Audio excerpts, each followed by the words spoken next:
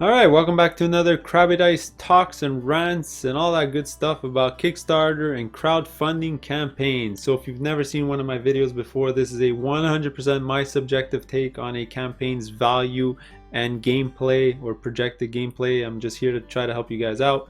Like usual, if you like what I'm saying, smash that like button. If you disagree, smash that dislike button. It's all good. Let me know in the comments below again if you agree or don't agree, and please subscribe. That would be awesome. All right, for this week we're just going to cover 3 really light games because these are pretty much the games that made all the money last week. So let's get to it. All right, here we go. So the first one we're going to talk about is probably the cutest game that you'll find on Kickstarter all year, called Creature Comforts. All right, so this is brought to us by KTBG, which is a awesome Canadian company. I just like to point that out. It's doing really well, over 3,000 backers. They'll probably hit 4,000, and hopefully, good luck to them, they'll probably hit 200k, maybe 250. All right, so what are we talking about here? This is sort of a very light entry level worker placement game to play with your family, and that's what KTBG does. They gear all their games towards that family crowd, with great components, great art, great value. So I'm not going to spend too much time on this one. You already know if you're in the market for this game. If you have kids between 4 and 7, let's say, you're probably in that in that zone. But if your kids are older or younger, I don't think this is the right game for you, to be honest. It's way too light to even bring out with gamers who are not experienced with games. I'd rather show them like a little Lords of Waterdeep or something like that. But let's just go through this. Let's talk about the value and gameplay. So let's talk about value first. So pretty simple. You can get a board. You can get about 30 massive cards. You're gonna get about a deck's worth of regular cards, about half a deck's worth of square cards. You can get 100 and I think close to 200 wooden tokens. All right, and this is where the Kickstarter exclusive stuff comes into play. You're gonna get 40 meeples or wooden bits tied to your animal race. All right, these are just going to be regular meeples and regular houses in the retail edition, so keep that in mind. 14 dice, 5 beautiful home boards. I love the way these look. You are going to get a exclusive first player worm token. We're going to see that after. They should have updated the graphics here. And here's an extra 154 wooden bits instead of cardboard chits. All right, and these look beautiful, and you get a ton of them. All right, so a lot of the cost is going into these wooden resources.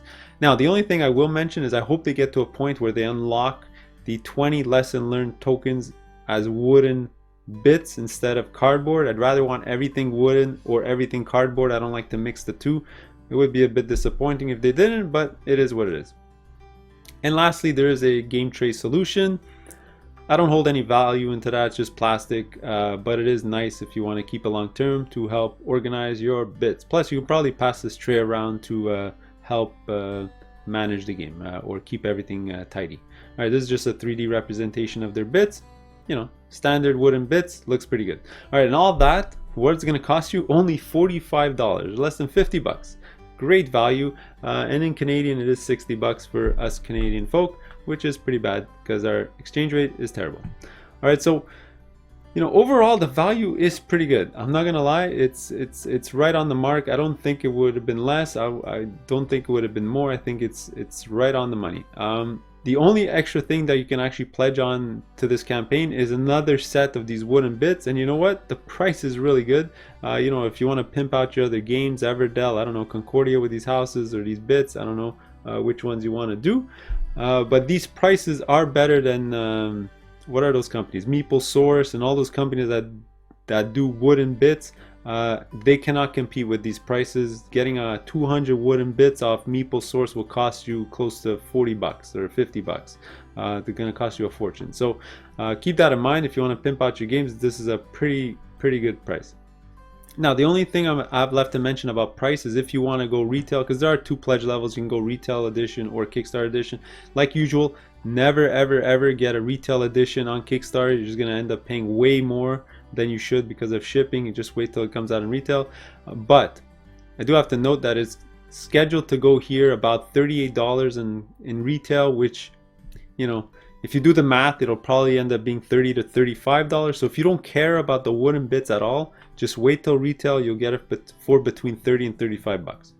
All right. So you'll save easily 15 bucks overall on the price of the game.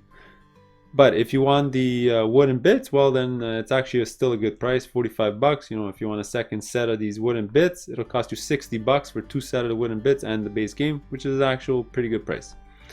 All right, so let's look at some of these unlocks that they've done. It's just mostly a lot of cards with the first player token. Oh, and these 2 almanacs that got unlocked a few days ago, which is pretty cool.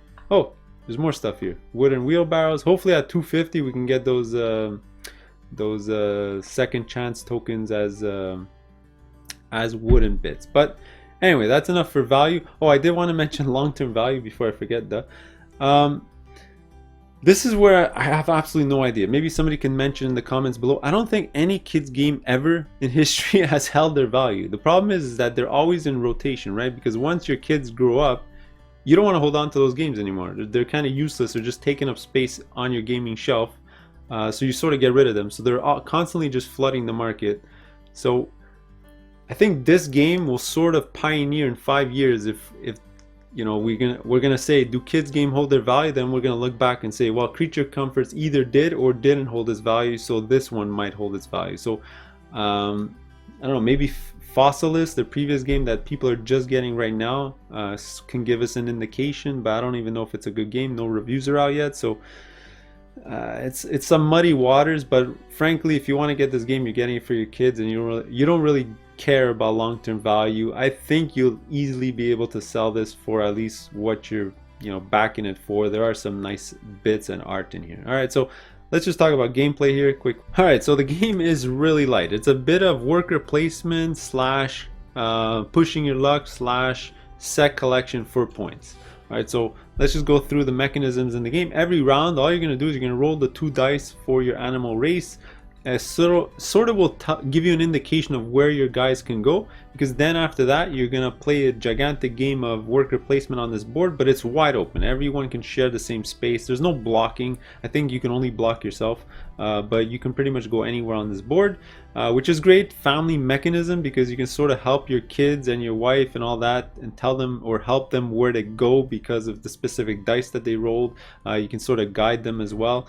And then after that, when everyone's ready, well, then you're going to roll the white dice, and then you're going to perform your actions. All right, so that's the pushing your luck aspect of the game, because you might put your worker where you need a run, but you don't have that run, so you sort of have to take a risk putting him there and hoping that the white dice are going to roll in your favor or not. But then you do have the flexibility of the lesson learned to roll, change your pips up and down.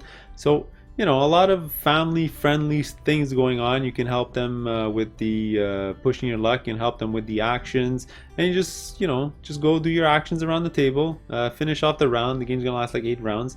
Now there's a healthy dose of set collection in this game. There's just these comfort cards, where that's the name of the game, what it's named after, and these are just going to be at the bottom of the board, and it just has recipe over here, which is set collection.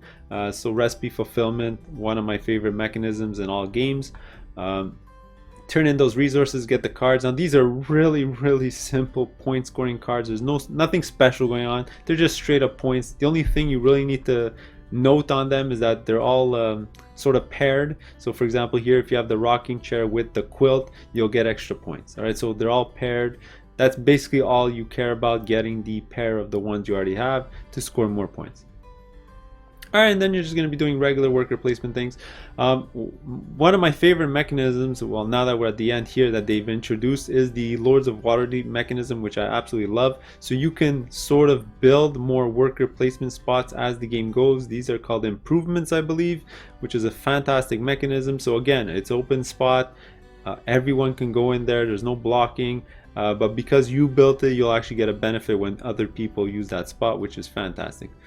Now, I hope if this game does make a lot of money, just to make this game appeal to a more older audience, I think what they should do is, I don't know, this is my 2 cents here, create a second deck of these comfort cards, and have a second deck that has abilities, has like take that in it or something, like have more strategy built into these comfort cards, because they're just straight up points. All right, it's really simple. Obviously target audience, but if you would have 2 decks, you take out 1 deck for your family, take out another deck to play with older teenagers and all that, would be nice.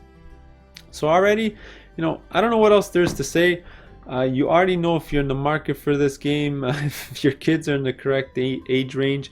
Personally, for me, I might just get it anyway because my daughter's gonna turn 6 soon. So by the time that we get this one, she's gonna be 7, and I think that's like the perfect age for this game. I can start teaching her worker placement, pushing her luck, you know, teach her how the games flow nowadays and all that stuff. So those are my thoughts on Creature Comfort. Let me know below if it's cute. Well, obviously it is, or if you're backing it or not. But let's just go to the next one. All right, so now let's look at what might be the antithesis of the previous game. This is not colorful, it is not cute, it is all black and white. The Dredges of Space here.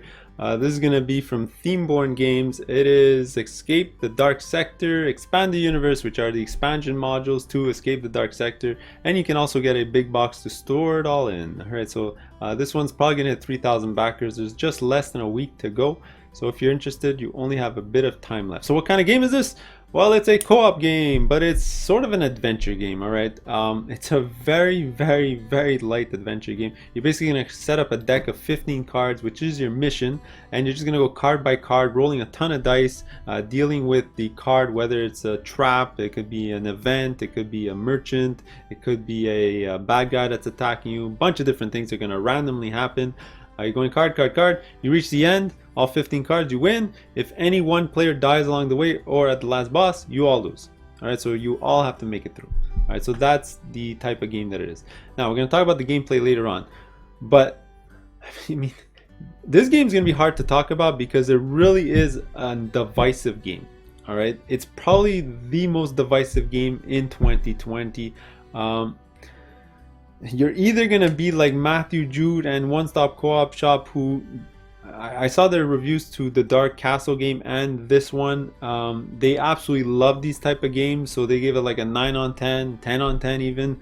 Or you can be like Tom Vassell, who did Dark Castle, and I forget the other guy that I saw, but they absolutely hated these type of games, the mechanic and the type of game this is. They gave it, I think, a 1 or a 2 on 10. They absolutely hated it. So you're going to fall in one of those two spectrums. I think it's very important. I don't think anyone's going to fall in the middle. It's just like the art. Whether you're going to love it or you're going to hate it. It's part of the whole package. And we're going to talk about that later during the gameplay section. There are some things I really like about the gameplay, but stay tuned. So first, I think we're going to talk about the value. All right, because again, if you really, really like this game, it's important to do your research because the value is really bad in this one. It's really, really bad. And let's just go through it. You can get one of the expansion modules here for 20 bucks USD plus shipping. It's going to cost you 30 bucks for a module. Horrible value. You know what's in one of these boxes? About 20 cards and 4 dice. All right, just bad value altogether. Do not do that. All right, I'm pretty much going to be repeating myself throughout every pledge level, but anyway, let's just keep going. Second pledge level is just a big box, which is kind of a weird pledge level because don't you want the modules to store the base game in the big box? Kind of a weird thing, but you can get the big box if you want. Oh, I just thought of a reason why you just want the big box. So mini rant number 1. I hate campaigns where they force you to buy a specific item to get the stretch goals. Why do companies do that? I absolutely hate it, especially with the ridiculous prices of each of these pledge levels. Plus there aren't even that many stretch goals anyway. It's kind of minimalistic in any way, so just throw them in. Either way, 20 bucks if 30 bucks if you want the big box, because this is in pounds. Next, third level, all 3 modules for 45. This brings me to my second mini rant. They don't give you even a dime, not even a dollar discount by getting all 3 modules. Who does this? Nowadays on Kickstarter, you're buying more modules, you always get a discount. You know, buy 1 for 20 bucks, buy 3 for 50. You know, give your backers a reason to back more than 1 module. One of them is here, 20 bucks USD. All 3 are going to be 60 bucks USD. It's not even a dollar discount. It's pretty bad. And again, you'll see here that it doesn't include the stretch goals, which I find pathetic, to be honest with you. And then after that, we got level 4, which is the whole enchilada here. Everything for this campaign, all 3 modules with the big box. And again, they don't give you a dime discount. 45 bucks plus 20 bucks is the 65 bucks. and this is gonna run you close to $90 USD. With shipping, you're looking at over $100 for what's in this box. All right, and what you get is not impressive at all. Okay, you know what you're gonna get? I calculated the total content of this campaign. You're gonna get 80 cards, about 80 to 85 cards, depending on some unlocks, plus 19 dice in total. All right, that's it. I mean, it's really bad. There's nothing else in this box. You're not getting an art book. You're not getting special pens or whatever. You're literally getting 84 cards and 19 dice. This is putrid value. I mean, I've been making fun of Veiled Fate over the last couple of weeks on how bad that value is. This one might be the worst value in all of 2020. It's just really bad. Just to show you how bad of a value this is, the base game of Dark Sector had 100 cards, which is 15 more cards, 30 dice, which is almost twice as 1.5 times the amount of dice as this, and that was $40. This is $90. So the base game with more content, much more content, was less than half as much as this, which is just disgusting overall. Just this should have been, honestly, at the most, I would have still said it was expensive, $60. Don't tell me it's 90 bucks. That's just ridiculous. It's price gouging at its finest. All right. I started to make fun of it, but it just is. I just don't see it. And then write down in the comments below if you agree, don't agree. Let me know where this value is coming from. I just don't know. And then here you have level 5, which is the whole Dark Sector game. And here again, they don't give you a discount because the base game is 30 bucks. So it's 65 plus 30 is 95 bucks. And it's not that impressive either. You're gonna end up paying over 150 USD for this light of a game. And we're gonna talk about the gameplay in a little bit, but that's why I said before, you're gonna fall in one of these two camps. You're either gonna love it or you're gonna hate it. You don't want to spend 150 bucks to get this and then realize that the game is not for you. Okay, now before I talk about gameplay, let's just talk about long-term value here. It's hard to judge. It seems like Dark Castle did hold its value, which is rare because either you're gonna love it or not. So you would think that it would, you know, many copies would hit the market, but there's not that many copies that hit the market, and there's not that many base game Dark Sectors that were sold. I think in total there was 4, and there's like only 3 in the marketplace. So either people are not getting their copies yet, or people are not putting it on the marketplace. So keep that in mind as well. So let's just talk about gameplay here quick, and I'll cover some of the stuff that I do like and some of the stuff I don't like. Alright, let's just talk about the art right off the bat here. Sorry, I forgot to mention it. Either you're gonna love it or you're not. Again, very divisive, black and white. Some people love this art, some people don't. Very subjective take. So, you know, look at the original campaign. They have more pictures on the website that'll show you the style of art that it is. This one only shows a couple of cards throughout the campaign, so give it a look. Alright, next, let's talk about some mechanisms. So this is sort of an iteration of the Dark Castle game, and that game, honestly, if you were gonna scale it on 10 on the complexity and the strategy that you need, let's say Uno or Candyland being a 1 and ASL being a 10, the Dark Castle game might be a 2. Alright, it's super light, completely random. All you do is you roll your dice. Every single room you have close to no decisions. Now this one, they made some massive improvements on it. So some things I really like about this campaign compared to Dark Castle is there's the whole long range versus short range combat, so you actually have some decisions to make. There's the whole flanking mechanic, again, decisions to make. You got ammo dice, again, decisions to make. So anything that adds decisions to a co-op game, all good stuff.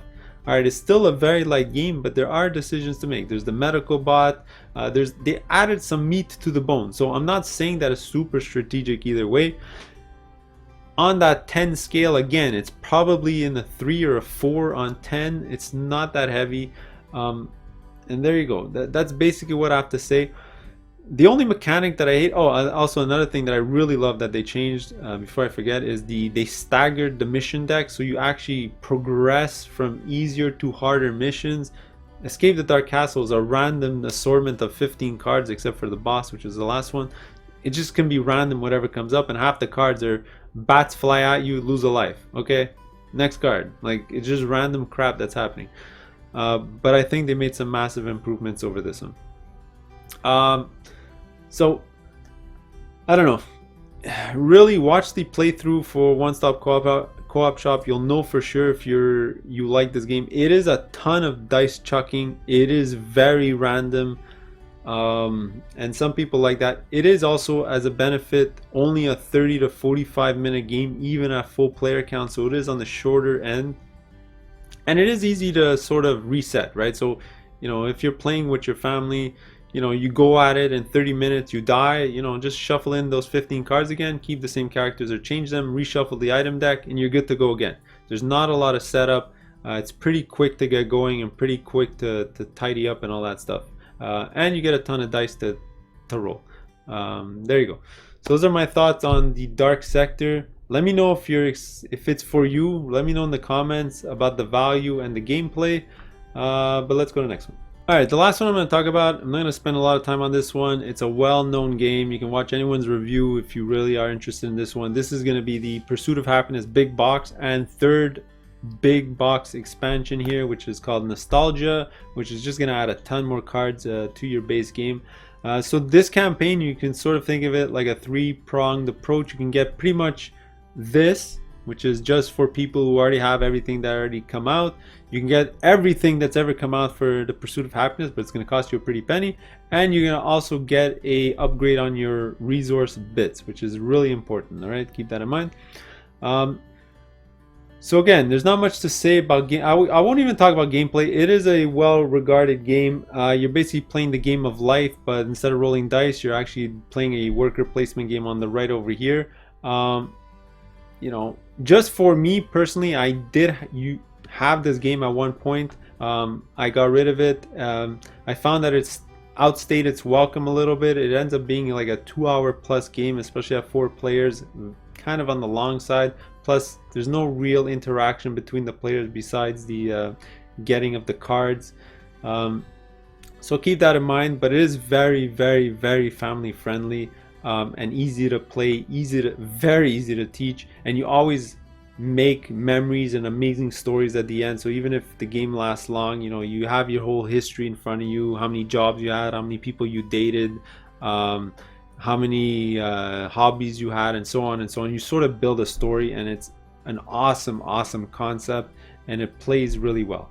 All right, really easy to play.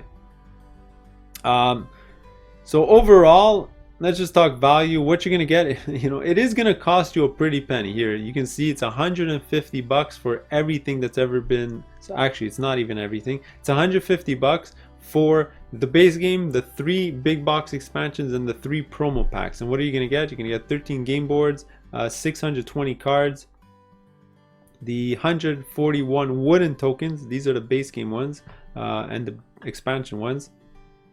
And the cardboard chits that I absolutely hate. These are ugly and chintzy. All right. These deluxe edition upgrades are included in the $150 pledge level, and this is really a necessity, I think. Honestly, it pretty much replaces all those cardboard chits into wooden or plastic components.